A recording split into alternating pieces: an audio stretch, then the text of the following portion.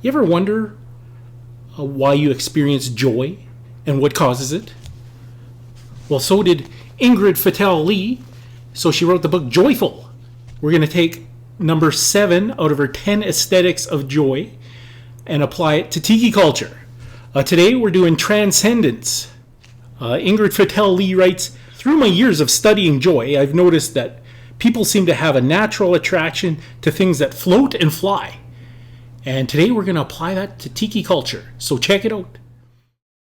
So today we're looking at the book Joyful, and we're applying her aesthetics of joy to tiki culture.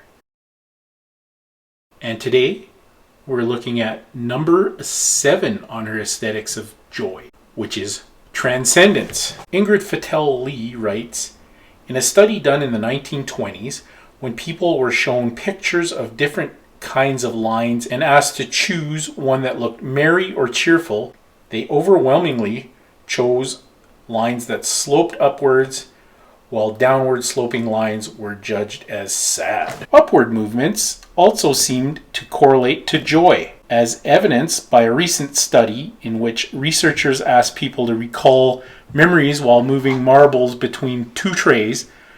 The people who moved the marbles upward from a low tray to a high one recalled more positive memories than the people who moved the marbles down. Why is it that our emotions seem to lie along a vertical axis? Cognitive linguist George Lakoff and philosopher Mark Johnson believe it starts with our own bodies. A smile curves the mouth up, and frowns bend downward. A joyful body is an ascending one. As Darwin observed, a man in this state holds his body erect, his head upright, and his eyes open. There is no drooping of the features and no contraction of eyebrows. The whole expression of a man in good spirits is exactly the opposite of one suffering from sorrow. Just as metaphors for joy have an upward dimension, so do those for health and vibrancy. The peak of health being in top shape, while those of sickness move downward, falling ill, coming down with a cold. Lakoff and Johnson assert that because the physical experience of joy and well-being has an upward quality, upwardness has become a metaphor for positivity in our lives. Every movement we make is constrained by gravity's irresistible pull. Though we roam freely in the horizontal plane, without technology we're unable to rise above the ground. We can run, swim, dive, and jump, but we cannot float or fly on our own steam. It shouldn't be surprising then that the upward movement feels joyous, and that the sky is a universal province of dreams. For a child, a treehouse is often the first place of independence, a hideaway out of the range of the parental gaze, where kids make the rules and determine who comes in and out. The treehouse sits apart from the civilized world in 2 ways. First, it lies out in the woods away from the houses and towns and cars and buildings. And second, it stands up in the trees above the swirl of everyday life. The tree house is pretty much the same concept as the tiki bar. As far back as the 1850s, in France and England, a band of enterprising restaurateurs inspired by Robinson Crusoe created a cluster of treehouse restaurants and bars just south of Paris. High in the branches of chestnut trees were gazebo-like dining rooms laced with rambling rows. Patrons ate lunch and drank champagne hoisted up in baskets and pulleys. At the phenomenon's peak, there were 10 different restaurants and more than 200 huts among the trees. Floating things offer a vicarious kind of transcendence.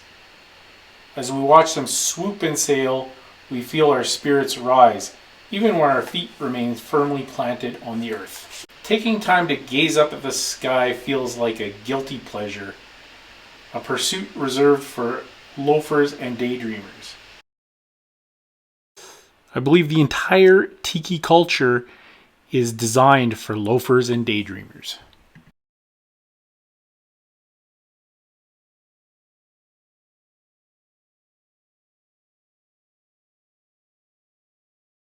The man who began the Tiki movement was Donn Beach. He opened the very first Tiki bar in Hollywood, California with a Polynesian themed restaurant. The enigmatic figure known as Donn Beach was born as Ernest Raymond Beaumont Gant in 1907 in New Orleans. As a young man, he developed a passion for travel, adventure, and the exotic. In the 1920s, he embarked on a globe-trotting journey, visiting various tropical destinations and immersing himself in their cultures. It was during this period that he adopted the moniker Donn Beach as a nod to his beachcombing lifestyle and his love for the sea. Donn Beach's adventures led him to the Caribbean and the South Pacific, where he was captivated by the allure of the islands, their mystique, and their tropical flavors. Upon returning to the United States, he decided to bring a slice of these distant paradises to mainland America. In 1934, Donn Beach opened his first bar and restaurant in Hollywood, California, and named it Donn the Beachcomber. This establishment would become the epicenter of Tiki culture, introducing Americans to these exotic cocktails and a romanticized vision of the South Seas. One of Donn Beach's most significant contributions to Tiki culture was his innovative approach to mixology. He created a wide array of elaborate and secret cocktail recipes that featured exotic ingredients, rum, and intricate garnishes. Patrons flocked to the bar not just for the drinks, but also the escapism it offered during the tumultuous times of the mid-20th century.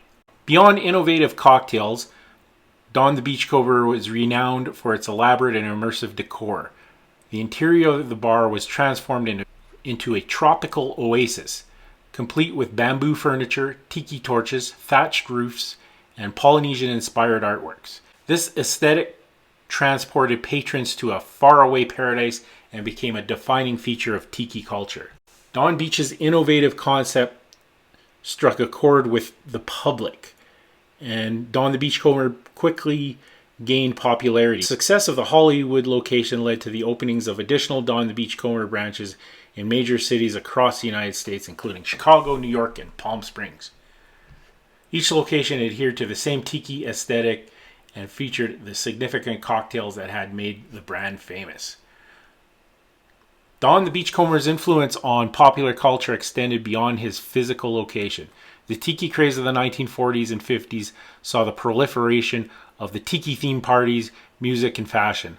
Hollywood films and television shows embraced the Tiki aesthetic, further solidifying its place in American culture.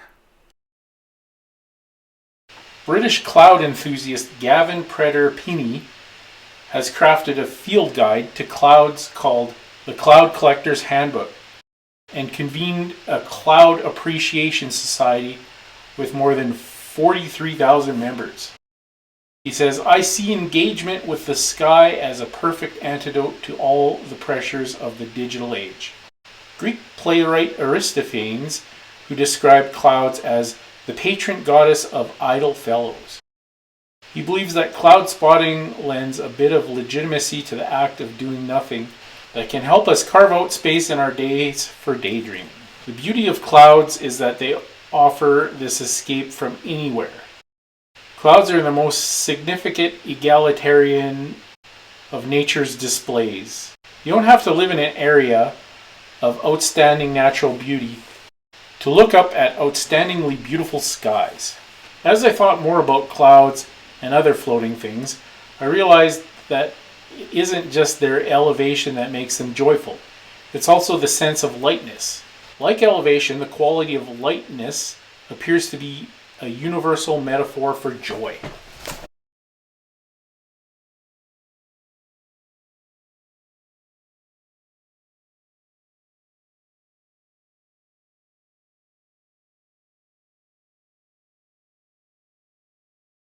Tall plants, vertical stripes, built-in bookshelves, and long curtains hung near the ceiling can also accentuate the height of a room. These small gestures can have surprising effects, revealing that, even in modest settings, the Transcendence aesthetic can help create room for spirits to rise. Light and space artists find inspiration in the sky.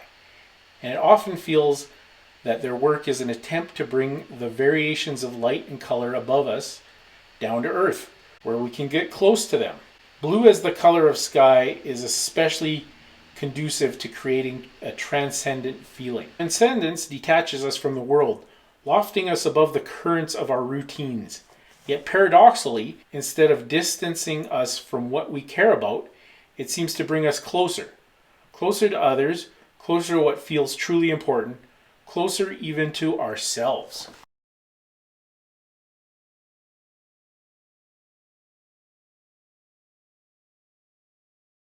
A smile curves the mouth up, and frowns bend downward.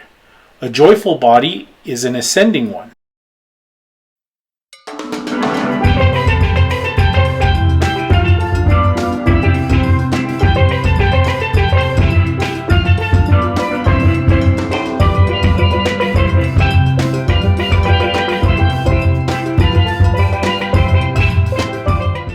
The Swiss Family Robinson is a story about a Swiss family shipwrecked on a desert island and their efforts to survive and build a new life. In the Disney movie and related attractions, the Swiss Family Robinson does live in a large treehouse constructed within a giant tree.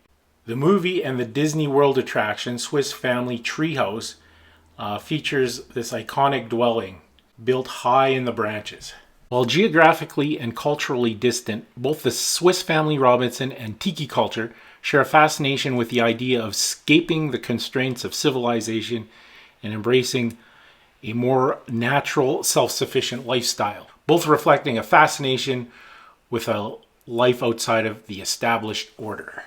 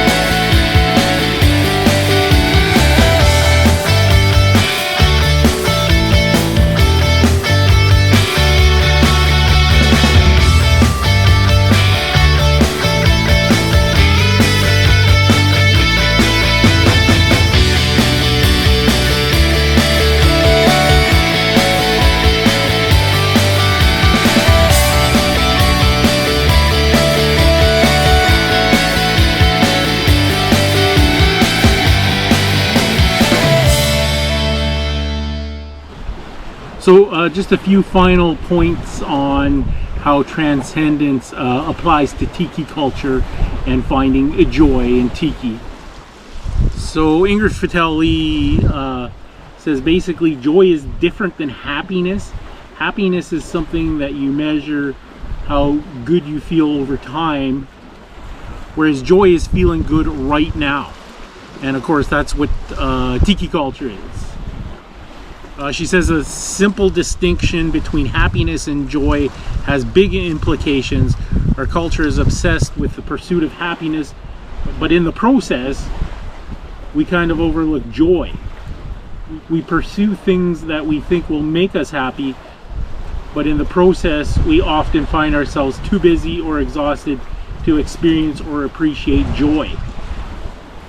Yet joy is a lot more immediate, and it's more accessible than happiness. And ironically, it may be actually one of the most powerful routes to happiness.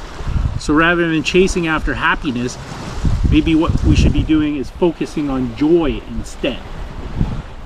Now, a lot of her examples in the chapter about transcendence as an aesthetic of joy, she really focuses on the literal transcendence, like floating, or the example of the tree houses, where I compare tree houses to tiki bars and basically things that are risen up. But the actual definition of transcendence is the existence or experience beyond the normal physical level. And it gives an example of the possibility of spiritual transcendence in the modern world. Not only can I give you literal examples of transcendence in Tiki culture, but the actual rising up and transporting yourself to a different place and time is another parallel that I can make with the aesthetic of transcendence, and that's referring to Tiki culture. Now, if you want to get more into the origins of Tiki, for example, there are 4 main Hawaiian Tiki gods. There's Ku, the god of war; Lono, the god of fertility and peace; Cain, the god of light and life; Kanaloa, the god of the sea. So Cain, the god of light and life, that's very transcendent, and there's a lot of spirituality in the roots of actual Tiki idols, which are part of the escapism of Tiki culture. So that was number 7, the aesthetic of joy, which is transcendence, and how it applies to finding joy in Tiki culture. So there's 3 more aesthetics, so I have 3 more episodes in this series. So look out for that one. Maybe hit the notification bell and subscribe, and then you'll be notified when I come out with the next episode of Find Joy in Tiki. Until then, this is Chappie saying life is hard. That's just the way it goes. But sometimes it goes the other way. See you next time on Chappie's Tiki Bar.